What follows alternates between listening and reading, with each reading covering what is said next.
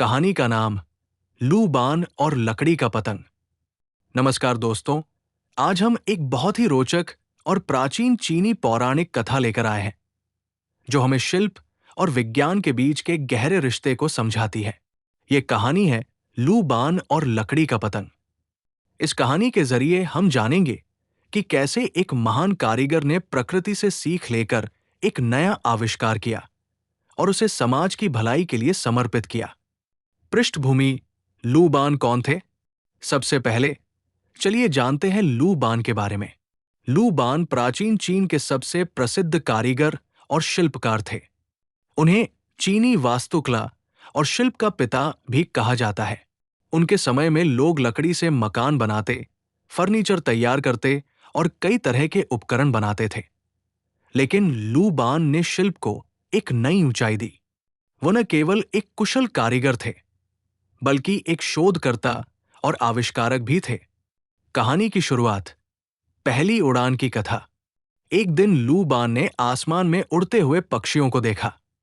वे कैसे अपने पंख फैलाकर हवा में तैरते हैं। ये देखकर उनका मन बहुत आकर्षित हुआ। उन्होंने सोचा, क्या इंसान भी उड़ सकता है? उस समय उड़ान का विचार बहुत दूर का सपना था, लेकिन लू बान ने ठाना कि वो एक ऐसा उपकरण बनाएंगे जो इंसान को उड़ने में मदद करे। संघर्ष, ईर्ष्या और बाधाएं। लेकिन जैसे हर महान कार्य में होता है, लू बान के सामने भी मुश्किलें आईं। उनके कुछ साथी कारीगर जो उनकी प्रतिभा से जलते थे, उन्होंने उनके काम को रोकने की कोशिश की।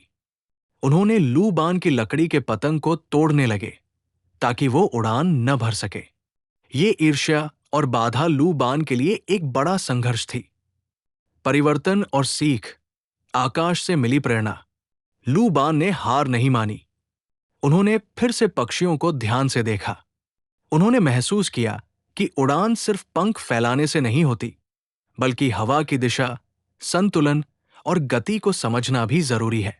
उन्होंने अपनी पतंग के डिजाइन में बदलाव किया और उसे अधिक मजबूत और संतुलित बनाया। इस नई समझ ने उनके उपकरण को उड़ान भरने में सक्षम बना दिया।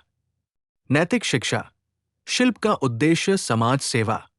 ये कहानी हमें ये सिखाती है कि शिल्प या कला का असली उद्देश्य केवल व्यक्तिगत सफलता नहीं, बल्कि समाज की भलाई होनी चाहिए।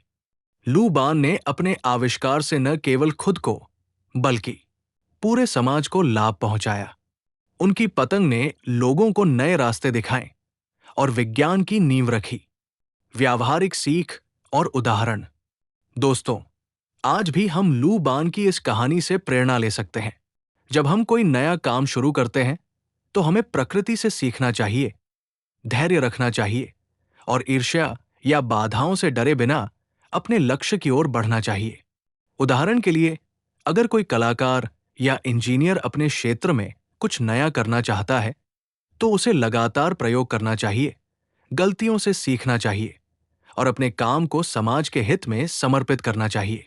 समापन: इस प्रकार लू बान और लकड़ी के पतंग की कहानी केवल एक पुरानी कथा नहीं, बल्कि एक अमूल्य शिक्षा है।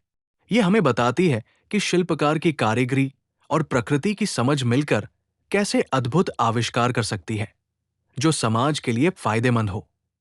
आइए हम भी अपने काम में इसी भावना को अपनाएं और अपने आसपास की दुनिया को बेहतर बनाने का प्रयास करें। धन्यवाद। ऐसे ही रोचक कहानियों के लिए जुड़े रहिए हमारे साथ।